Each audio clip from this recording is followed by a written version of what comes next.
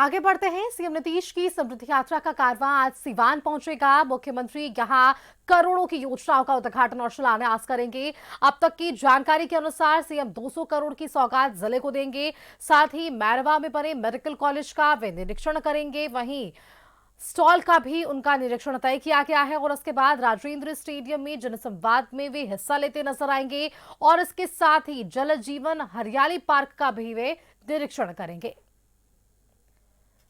तो आज समृद्धि यात्रा का कारवां सिवान पहुंचेगा। आपको ये जानकारी है कि किस तरह से मुख्यमंत्री नीतीश कुमार लगातार इस समृद्धि यात्रा के जरिए आम लोगों तक पहुंच रहे हैं।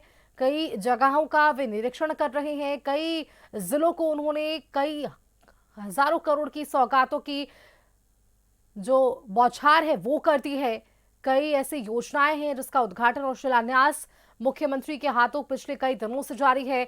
तो जब से ये शपथ ग्रहण और नीतीश सरकार वापसी आई है, एक्शन मोड एक नजर आ रहा है और उस तमाम कार्यों को निर्वहन करने के लिए एक समृद्धि यात्रा की शुरुआत राज्य सरकार की तरफ से हुई है और इसका एक पहल जरूर नजर आया है, एक सुखद तस्वीर जरूर नजर आई है, क्योंकि जिस तरह से बढ़ चढ़कर लोग समृद्धि यात्रा में हिस्सा ले रहे हैं और मुख्यमंत्री का भाषण सुनने के लिए वे वहां पर रुकते हैं, उनके भाषण को सुनते हैं। और एक बड़ी बात है कि नीतीश कुमार जब भी भाषण दे रहे हैं तो अपने कार्यकाल में किए गए योजनाओं का वे जिक्र जरूर करते हैं। अपने कार्यकाल में जिन जन कल्याणकारी योजनाओं की उन्होंने शुरुआत की, उन योजनाओं के बारे में वे जनता के बीच जाकर उन योजनाओं का लाभ लेने की बात जरूर कहते हैं। लेकिन इसके साथ ही वे 2005 के पहले के बिहार की याद भी जरूर बिहार वासियों को दिलाते हैं कि उस वक्त के बिहार में और अब के बिहार में क्या अंतर रहा है और बिहार आगे आने वाले विकसित बिहार के रूप में किस तरह से